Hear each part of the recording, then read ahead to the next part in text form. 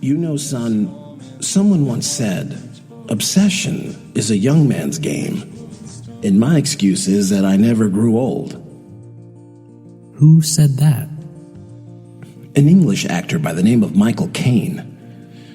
Jacob, I know you are thinking about your future and this crown. I also know you were at odds with your older brother Isaac. Everyone assumes he is next in line. But right now, I am in this game. I am on the hunt. So if you or your brother will one day place this crown on your head, remember one thing. Many others have this obsession, and they want this just as badly. And they see you as an obstacle. I want to learn from you, Father. Show me. Teach me. I truly want to follow in your footsteps. I can do this. Really, Jacob? And tell me why. Why should you, above all else, be king? Because I wish to preserve your legacy and also add to it with my own. Son, do you even have a clue as to why I became king? Do you really know? Yes, I do. You became king out of necessity. The world was being destroyed by bad people. Really smart, but truly evil people. You made a plan to beat them at their own game. That much is true.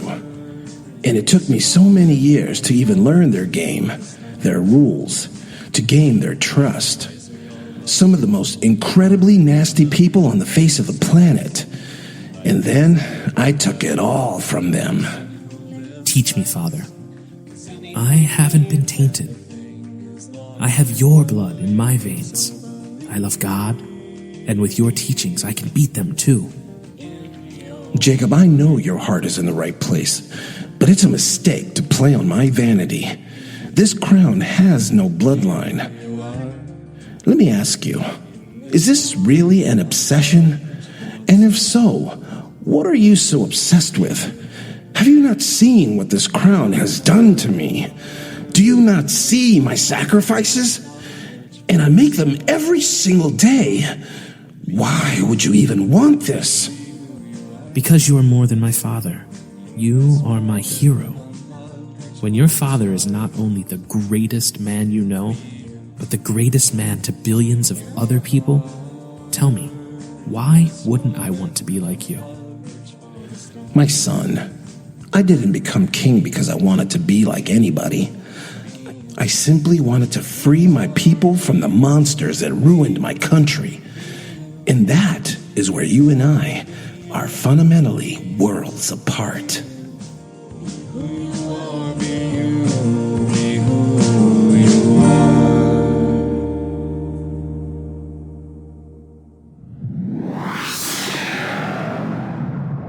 New Kingdom Radio Theater.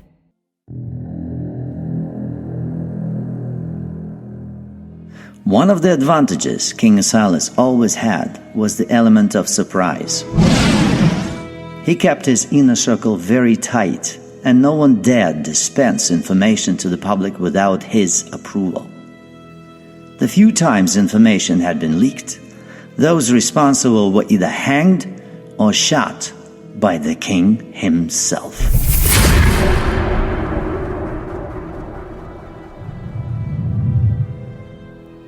Only the most loyal and serious-minded professionals could work with those in or around the king's inner circle. This is why he was able to make daring moves without triggering reactions until it was too late. This is how King Asilas was able to force the European alliance to react in Russia while seeing the first phase of his ambitious plan into motion, invading Mexico, Central and South America.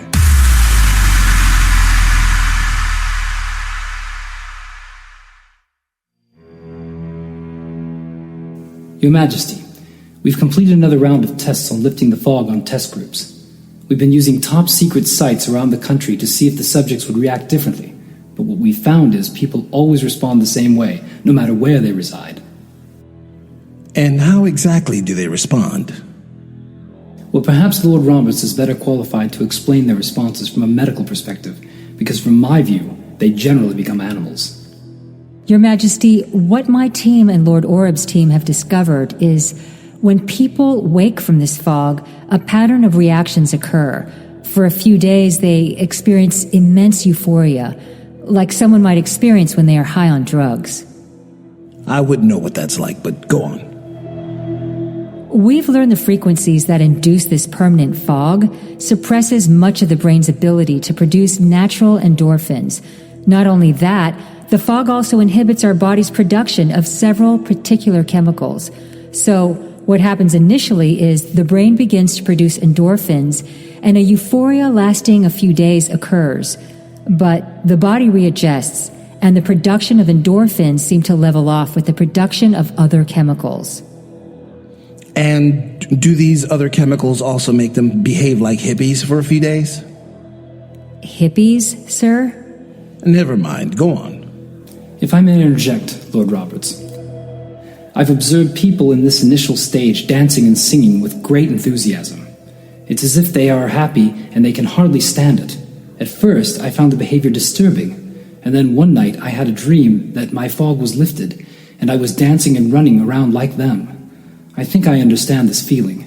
I call this the happy stage, but then something very strange and wicked happens. My apologies, Lord Roberts. Please continue. Well, sir, it's like what Lord Oreb says. After a few days, the subjects act very differently. They become very irate and violent. In one group, subjects beat each other so badly, they were literally killing each other. But it wasn't their beating each other to death that was the most disturbing part. It was how they were killing each other. Sir, Lord Oreb and I spent extensive time talking with these subjects. They knew and understood things normal, everyday people couldn't possibly know. I'm not sure I follow. Your Majesty, when the fog is lifted, it is our belief in ancient knowledge or powers of some sort resurface. People are able to understand things, and I'm not just talking about things like reading minds. They appear to be able to do that as well. But they can levitate and move objects with their minds.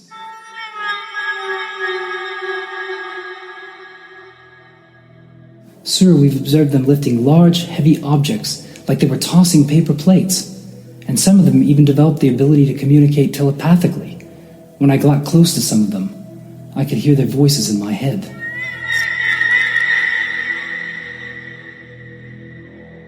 One sample group had to be incinerated, because we tried shooting them and they were able to literally dodge bullets. Your Majesty, people who've had the fog lifted become incredibly powerful. Lord Roberts, is there a way to contain these powers or isolate them? Sir, once we removed the subjects from their containment and placed them in the fog again, they lose all their abilities. Some can't even remember their names afterwards. Your Majesty, if we lift the fog from a large population, we simply can't know for sure how it will turn out. We could potentially unleash a huge problem we won't be able to contain. Not so. If we unleash Bedlam, we could just subject people to the fog again, and we can control them that way. Sir, I believe if we lift the fog on a team of scientists and specialists, perhaps we can learn more about the frequencies and how they affect people.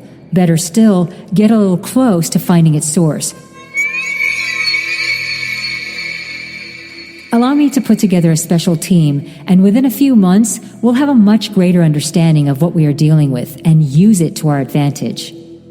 We don't have a few months. We need to make our moves within a few weeks. Might I make a suggestion? Lord Roberts, continue your work with Lord Capone. The two of you will put together your teams and begin your work immediately. I need Lord Oreb and Lord Vargas to prepare our forces domestically to move on Mexico after we lift the fog on the Mexican people. The Mexican government will be begging us to help them when millions of their people suddenly become bloodthirsty and powerful enough to wreck even their military forces. They will be decimated by their own population. And then we'll come in and save the day. We'll be seen as liberators and occupy that country without ever losing a single soldier. Give me the word, sir. I'll ready my teams at a moment's notice. Lord Oreb, commence Operation American Spartan and begin immediate preparations for the Spartan missions in the Western Hemisphere. Both of you go back to your posts. Use your High Council communication interfaces to receive your final orders within the hour. Dismissed.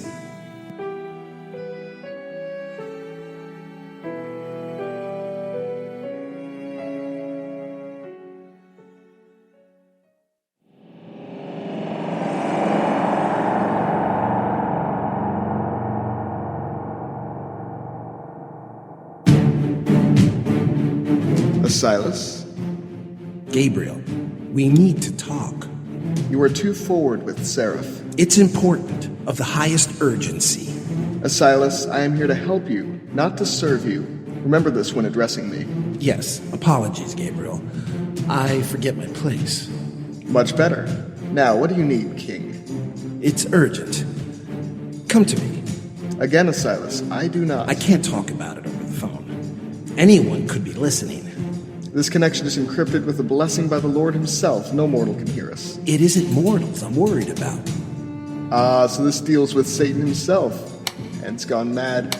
Worry not even the Prince of Principalities could intercept this. I don't care, Gabriel. I need to talk to you face to face about this. Asilas. Gabriel, I demand your presence immediately. You are too forward, Asilas. You will address me with meekness, or you will not address me at all. You will grace me with your presence, or I will cut off your access to anyone in my kingdom. Do not toy with my patience, King, and do not test my will. You are a messenger of God and nothing more. I know God is on my side. Convene with God and tell me what he thinks you should do, O Holy One. Expect me.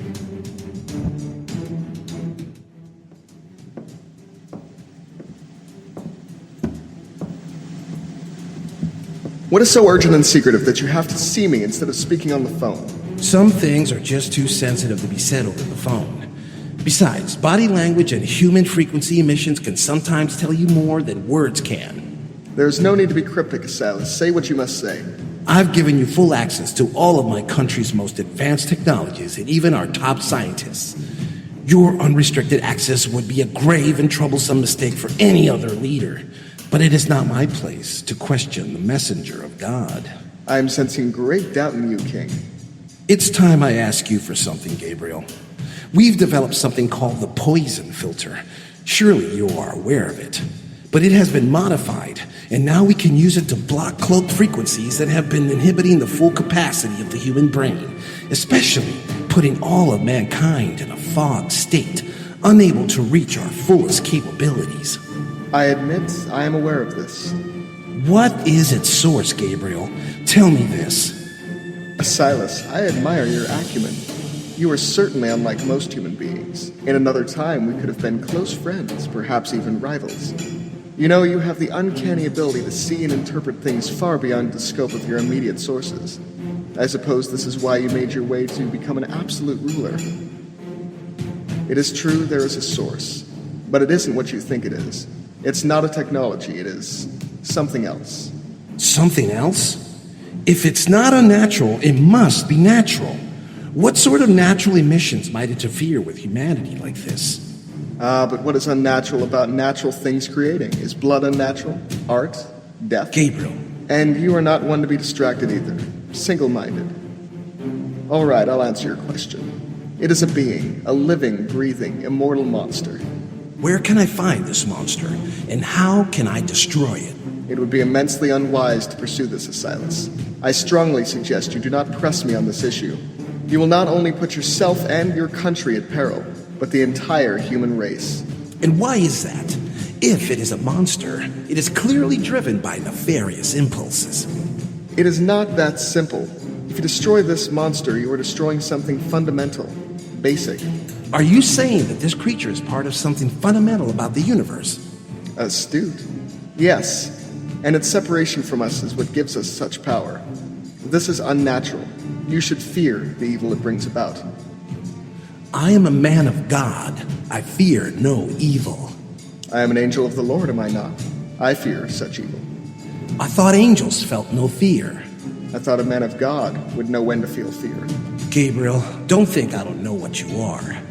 From the minute you showed up in Dr. Ezekiel's office, I knew there was something off about you. What sort of angel requires a phone to communicate? You then demand unlimited access to our best and brightest? Gabriel, you may be powerful, but you are no angel of God.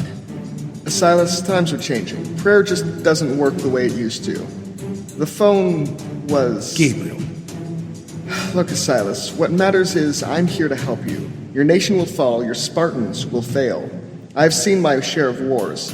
You are a great commander, but you should know only to play with forces that you can control. Heed my words. If others learn what you have done, it will be the end of humanity. It's too late, Gabriel. I've already given the order.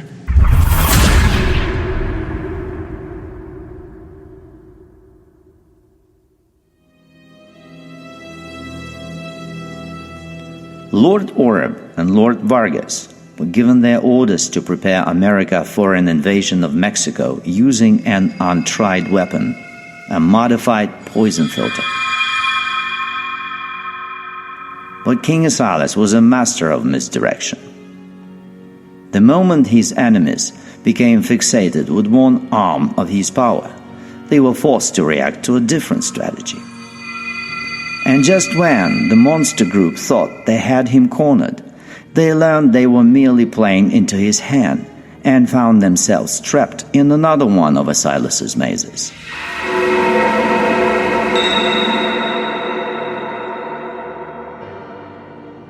America initiated a plan to lift the fog from the Mexican population, sending the country tumbling into mass chaos.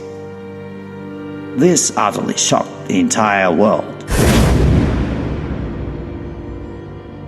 For in the end, it was the Mexican people that revolted against the police, the drug cartels, and even their own government. And just as Asilas predicted, the Mexican president called on America to save them from complete collapse.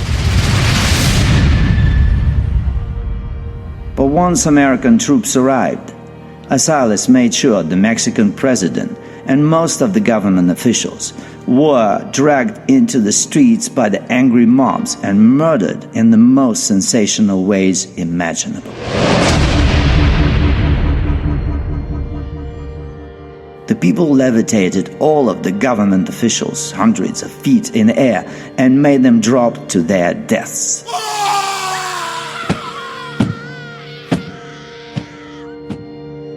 The whole heart-wrenching event was streamed live on the internet.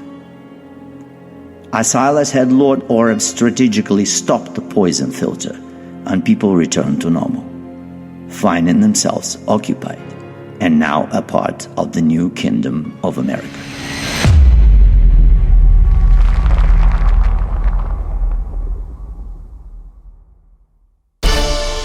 America's #1 source for news, with Tom Novak.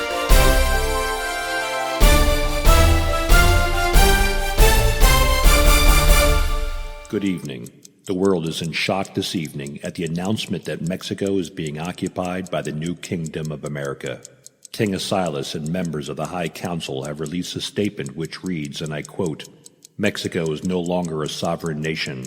It is now a part of the new Kingdom of America and will likely become our 53rd state. Mexico's president and all government officials, including members of the Senate and Chamber of Deputies, have all been murdered in the streets by angry mobs prior to American forces arriving at the capital.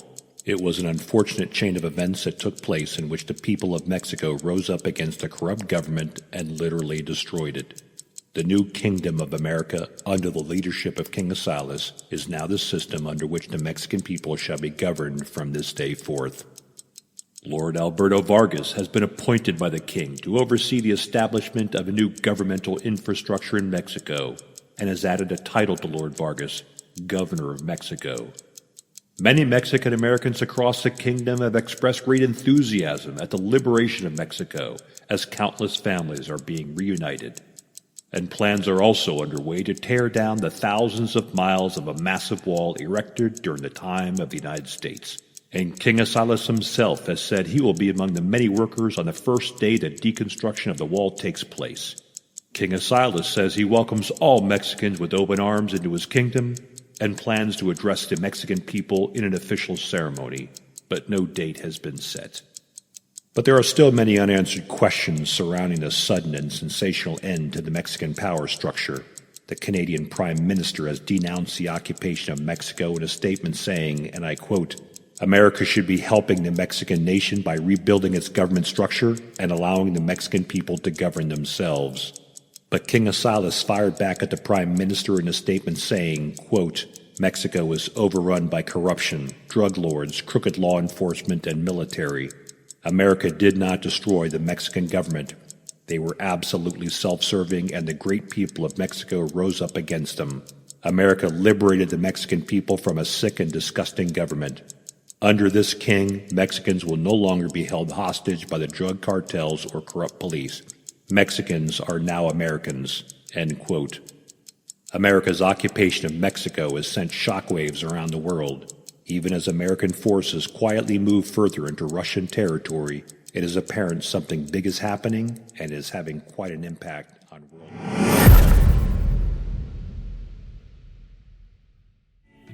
Abigail, I'm really glad you decided to come out camping with me. I came out here because you said we'd be hanging out with your friends from Cocker City. I don't see any lake out here. Look, why don't you just relax? I found us some nice shade, and we can just hang out here and talk. I've got a lot I want to tell you. You want to talk? Talk about what exactly? About what we've been through together, our training, my feelings for you. Your feelings? Look, I think you have the wrong idea, Nabal. We talked about your feelings before, and I told you we can do this. Why not? Why can't we have feelings? Because we're Spartans now? Because we're human machines? Human weapons for the king? Look, we can fight for the king. We'll go into battle. We will. We'll do what we have to do. But why can't you and I do something? Something that's just you and I. It will be our secret. And no one will have to know but us. We will be something together, and that will give us more strength when we go into battle.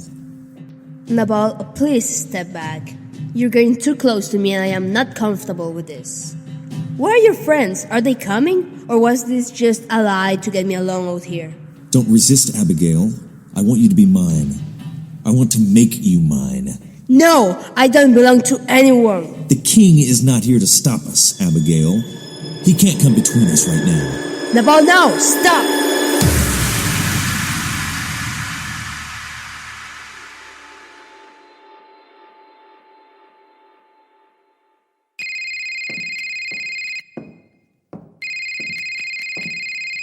Your Majesty, you have an urgent call. It's Abigail Sierra. She says he needs to speak with you immediately. Abigail, what's the matter? Silas, I really need to see you. Why? What's wrong? Tell me. One of my unit comrades, he held me down and I tried to fight him up, but... Say no more. Where are you? I will come to you now. Sir, is everything all right? No, it isn't. I have to go now. But Your Majesty, we are in the middle of finalizing our European strategy. I know, but right now I have to tend to something personal. You and Lord Oreb continue. I'll call in Quentin Capone and he can sit in on my behalf. Okay, sir. If you say it is best. But we'll have to bring Capone up to speed on everything. That will slow us down a bit. Get Capone up to speed, and if I'm back before he can help you complete the strategy, then I will take over. But I don't know how long I will be gone, so waste no time.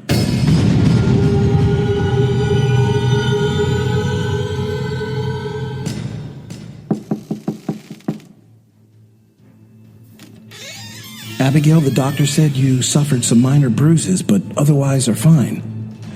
Tell me who did this to you. One of the Spartans in my unit, Nabal. Nabal? Did he... No, he didn't. He tried to. He underestimated my strength. You fought him off of you? I fought him off, my king. I called you because I didn't know what else to do. It was my first reaction. I am sorry to have pulled you away from your duties. No, Abigail. I'm sorry this happened to you. I'm going to see this Nabal right now. I promise you won't have to worry about him again. Are you going to put him in jail? He's a jerk. He should go to jail for this. Don't worry about him. He won't hurt anybody anymore.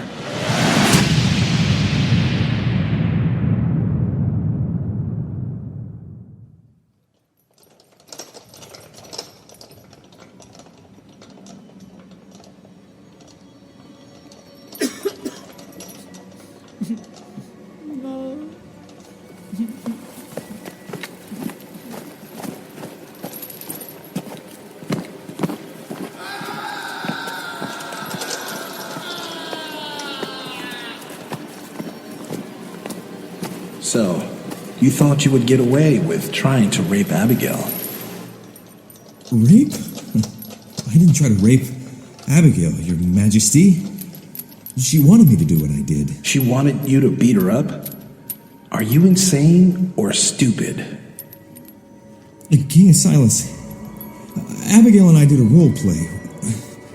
We went to the lake by Cawker City because she asked me to take her there. The whole time, I was supposed to pretend that I was trying to convince her to sleep with me, but we were never going to actually do it.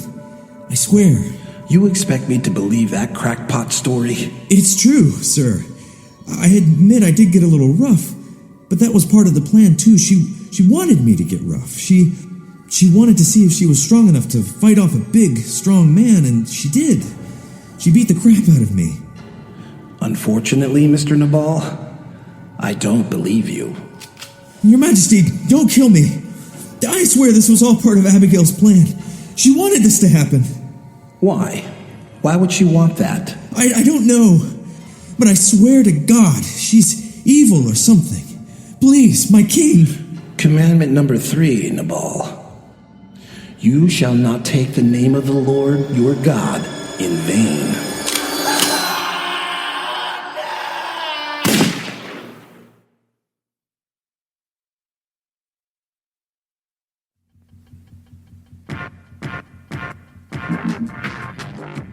You've been listening to The Rise of King Asilas, Episode 8, Lifting the Fog, starring J.V. Torres as King Asilas, Alex Olson as Gabriel, Dominic Notero as Jacob, Stephen Fisher as Lord Jeremy Oreb, Angeli Fitch as Lord Tracy Roberts, Benjamin Lusk as Nabal, Naomi Castillo as Abigail Sierra, Don Rosinski as newsreader, and narrated by Sergei Berezhnikov.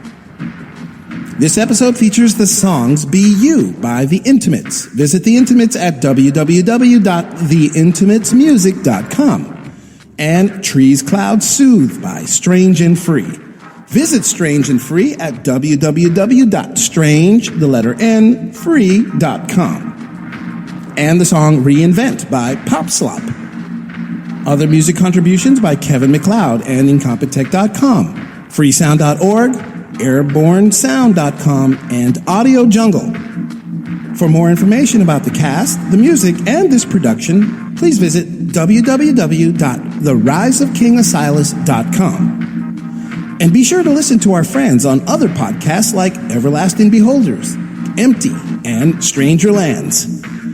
This has been a production of the New Kingdom Radio Theater in Baltimore, Maryland. Copyright 2018.